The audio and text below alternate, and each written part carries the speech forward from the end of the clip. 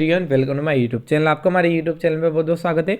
इस चैनल पर आपको एमएस फिजिक्स एंट्रेंस एग्जाम से रिलेटेड सारी जानकारी उपलब्ध कराई जाती है और भी ग्रेजुएशन फिजिक्स से रिलेटेड काफ़ी सारे इंपॉर्टेंट टॉपिक्स यहाँ पे डिस्कस किए जाते हैं। यदि आप हमारे चैनल पर नए तो प्लीज़ चैनल को सब्सक्राइब जरूर कर लीजिए, बेल आइकन को प्रेस कर लीजिए ताकि आपको सारी वीडियो की लेटेस्ट अपडेट मिलती रहे।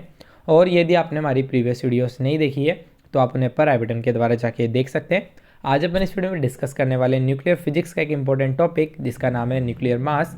न्यूक्लियर मास से रिलेटेड सारी इंपॉर्टेंट बातें आपको इस वीडियो में प्रोवाइड कराने वाला हूं। साथ ही में इसके नोट्स भी आपको इस वीडियो में मैं प्रोवाइड कराने वाला हूं। सो वीडियो को लास्ट तक जरूर देखिएगा और वीडियो पसंद आए तो प्लीज़ वीडियो को लाइक जरूर कीजिएगा।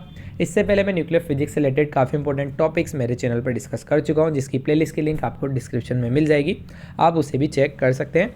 आइए वीडियो को शुरू करते हैं। तो सबसे पहले समझते हैं अपन कि न्यूक्लियर मास होता क्या है। तो किसी भी एटम का जो न्यूक्लियर मास होता है यानी कि उसका जो टोटल मास होता है वो उसके न्यूक्लियस के अंदर क्या रहता है, कंसंट्रेटेड रहता है। किसी भी यदि अपन एटम की बात करें तो उसका जो मैक्सिमम मास है वो क्या होता है, उसके न्यूक्लियस के अंदर कंसंट्रेटेड होता है। ठीक है, मास को मेजर करने के लिए हम जिस इंस्ट्रूमेंट को काम में लेते हैं उसे अपन मास स्पेक्ट्रोग्राफ कहते हैं, जिन्हें अपन आने वाली वीडियोस में देखने वाले हैं। ठीक है, मास स्पेक्ट्रोग्राफ क्या होता है, उसकी वर्किंग क्या होती है। अभी बेसिकली आप इतना ध्यान रखिए कि यदि अपन को किसी भी एटम का मास मेजर करना है तो हम उसके लिए मास स्पेक्ट्रोग्राफ को काम में लेते हैं। Aston was the first person who observe that the mass of atom is approximately equal to the integral multiple of mass number A. Aston जो थे उन्होंने ये पता लगाया कि किसी भी एटम का जो मास होता है वो उसके जो मास नंबर है उनके इंटीग्रल मल्टीपल के बराबर होता है। ठीक है ना, जो मास नंबर होता है उसके इंटीग्रल मल्टीपल के बराबर होता है किसी भी एटम का मास। अब बात करते हैं कि अपन इसको मेज़र किस में करते हैं। तो मास मेज़र करने के लिए, एटम का मास मेज़र करने के लिए हमने यहाँ पर एक यूनिट बनाई हुई है। इस यूनिट को यूनिवर्सली एक्सेप्ट किया गया है, यह एटॉमिक मास यूनिट, या फिर आप इसको एएमयू के नाम से भी जानते होंगे, या फिर इसे अपन यू से भी रिप्रेजेंट कर देते हैं। तो किसी भी एटम के मास को मेज़र करने के लिए अपन उसको एएमयू की टर्म्स में मेज़र करते हैं। ठीक है, जिससे अपन कहते हैं एटॉमिक मास यूनिट।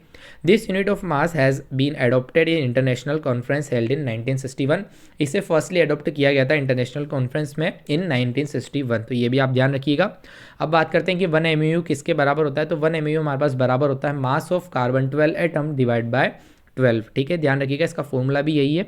1 एमयू हमारे पास होता है mass of carbon 12 atom divide by 12, यानी कि 1/12 ऑफ कार्बन 12 एटम, यानी कि 1/12 of mass of carbon 12 atom. Carbon 12 atom का जो मास है उसका जो 1/12 है वो हमारे पास 1 एमयू के बराबर होता है। ध्यान रखिएगा, कार्बन 12 जो एटम है उसका जो मास है उसका 1/12वां हिस्सा हमारे पास क्या है, 1 एमयू के बराबर होता है।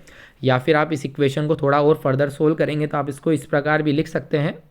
ठीक है, mass of carbon 12 atom is equal to 12 AMU, आप इसको इस प्रकार भी लिख सकते हैं। ठीक है,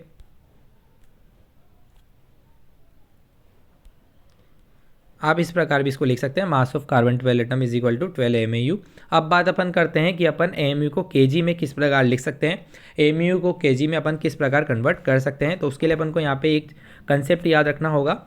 the mass of AMU in kg can be determined from the following fact. क्या फैक्ट अपन को ध्यान रखना है, mass of 1 mole of carbon 12 atom is equal to Na into 12। ठीक है, mass of 1 mole of carbon 12 atom, carbon 12 atom के जो 1 मोल का जो मास है वो हमारे पास इक्वल होता है एवोगाड्रो नंबर इंटू 12। Na हमारे पास है एवोगाड्रो नंबर जो कि होती है 6.022 10⁻26 पर मोल पर केजी मोल। ठीक है, ये हमारे पास एवोगाड्रो नंबर है, अपन को इससे मल्टीप्लाई कर देना है। ठीक है, तो आप जब इसको सोल्व करेंगे तो आप लिख सकते हैं यहाँ पे 12 इंटू जो हमारे पास ये वाली इक्वेशन थी आपको इसमें वैल्यू रख देनी है। तो अपन यहाँ पे रखेंगे 12 into K G is equal to 6.022 10⁻26 into 12 MU. ठीक है, अपन को 1 एमयू की वैल्यू निकालनी है तो 12/6.022 10⁻26 इंटू 12 हो जाएगा। 12 से 12 में हमारे पास यहाँ कैंसिल आउट हो जाएगा। जो 1 एमयू की वैल्यू आएगी वो आएगी 1.66054 10⁻⁻27 kg। तो ये रिलेशन है 1 एमयू और केजी में। 1 एमयू हमारे पास बराबर होता है 1.66054 10⁻⁻27 kg। आई होप आपको न्यूक्लियर मास समझ में आ गया होगा। बीएससी फिजिक्स से रिलेटेड न्यूक्लियर मास में जो डेटा था वो मैंने आपको बता दिया है। ठीक है, इससे बाहर कुछ भी नहीं है न्यूक्लियर मास से रिलेटेड।